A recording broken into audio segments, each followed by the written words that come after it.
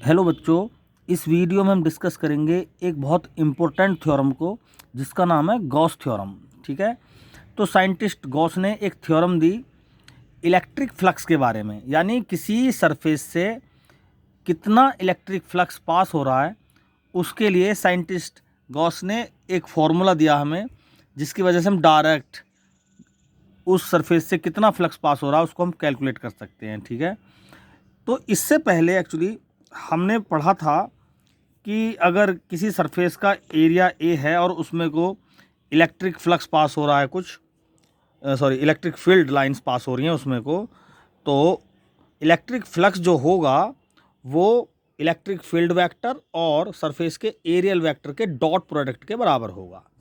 अब तक हमने पढ़ा ये।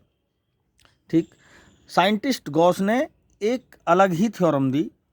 उन्होंने बताया अगर कोई चार्ज, जैसे ये कोई पॉजिटिव चार्ज है, ये चार्ज किसी सरफेस के या किसी बॉडी के अंदर किसी पॉइंट पर या पूरी बॉडी के अंदर किसी भी तरह डिस्ट्रीब्यूट है ये चार्ज, या हम कहेंगे अगर कोई चार्ज किसी क्लोज्ड सरफेस के अंदर है, तो क्लोज्ड सरफेस का मतलब किसी बॉडी के अंदर है वो चार्ज, टोटल चार्ज एक ही पॉइंट पर हो सकता है या उस बॉडी में डिस्ट्रीब्यूट भी हो सकता है। ठीक है, तो हम जानते हैं ही कि भाई कोई चार्ज है तो उसमें कोई इलेक्ट्रिक लाइन ऑफ फोर्सेस उसके अंदर से निकलती हैं, और अगर ये चार्ज किसी बॉडी के अंदर है या हम कहें किसी क्लोज्ड सरफेस के अंदर है, इस तरह से ये चार्ज था, अब हमने बना दिया किसी क्लोज्ड सरफेस के अंदर इसको, तो इस सरफेस से निकलने वाला जो टोटल फ्लक्स होगा वो इसके अंदर के चार्ज और इसके बाहर के मीडियम की परमिटिविटी, इलेक्ट्रिक परमिटिविटी के रेशो के बराबर होगा।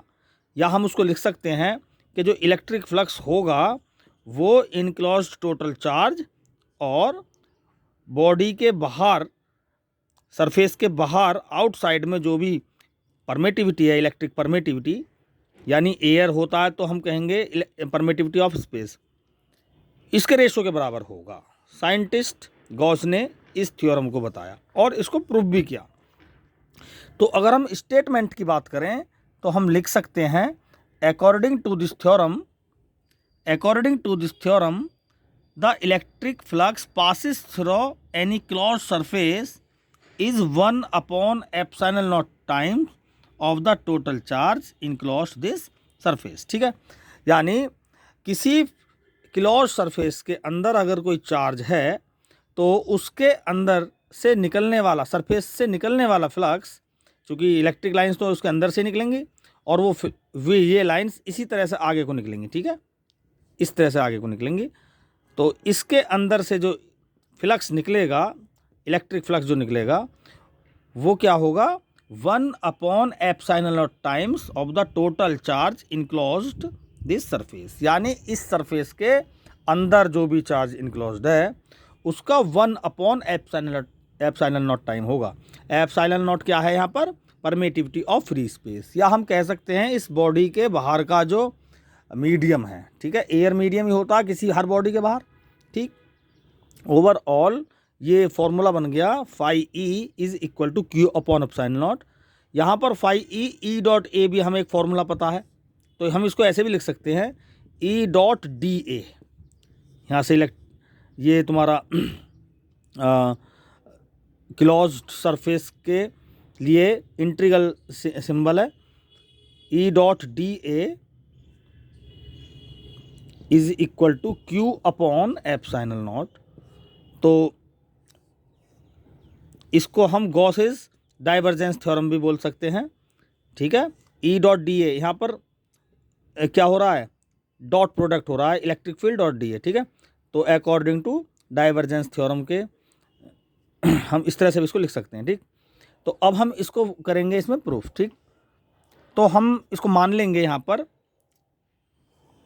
डी ए एलिमेंट यहाँ पर है तो डी ए एक एलिमेंट मान लेंगे, एरियल एलिमेंट, और यहाँ से इलेक्ट्रिक फील्ड ई है ही, तो फाई ई क्या हो जाएगा, फाई ई को लिख सकते हैं हम ई डॉट dA, ठीक है, और इसका जो सरफेस एरिया होगा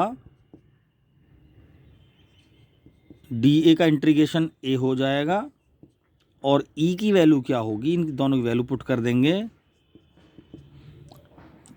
dA एरियल एलिमेंट हो गया, चार्ज से इस पॉइंट पर इलेक्ट्रिक फील्ड, तो ये r डिस्टेंस होगी, तो यहाँ पर हम r डिस्टेंस की वजह से q चार्ज पॉइंट चार्ज की वजह से r डिस्टेंस पर इलेक्ट्रिक फील्ड लिखने के लिए हम लिख सकते हैं 1/4 एप्सिलॉन नॉट q/r²।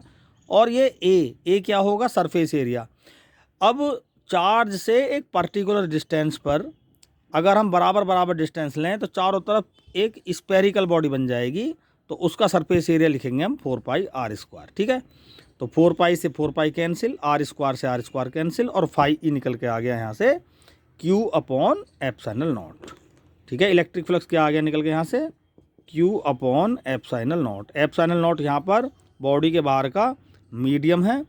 तो इसी तरह इसका मतलब ये हुआ कि भाई फ्लक्स जो डिपेंड करेगा वो चार्ज के डायरेक्टली डिपेंड करेगा और परमिटिविटी के इन्वर्सली डिपेंड करेगा। अगर ये परमिटिविटी बढ़ जाती है, बाय द वे बॉडी हमारी एयर में ना हो कि वाटर में हो, तो क्या होगा, वाटर एयर में तो ε0 के अगर लिखें तो के की वैल्यू 1 होती है, इसलिए हम ε0 लिख देते हैं अकेला यहाँ पर।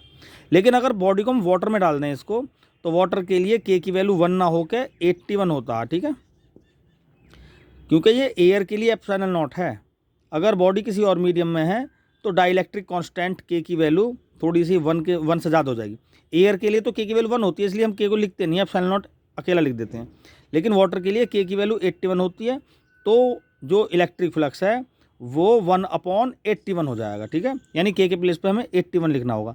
तो कहने का मतलब ये है, अगर बॉडी एयर में है तो फ्लक्स होगा q/ε0, और अगर किसी और मीडियम जैसे वाटर में हमने बॉडी डाल दी, तो उस कंडीशन में बॉडी से जो फ्लक्स निकलेगा वो यहाँ पर डाइलेक्ट्रिक कांस्टेंट के वाटर का काम करेगा, यानी के की जगह 81 हो जाएगा और फ्लक्स 1/81 टाइम्स घट जाएगा, ठीक है। तो इस तरह से साइंटिस्ट गॉस ने डायरेक्टली हमें किसी भी सरफेस से इलेक्ट्रिक फ्लक्स फाइंड करने का ये नया तरीका बताया, जिसे हम बोलते हैं गॉस थ्योरम। Thank you.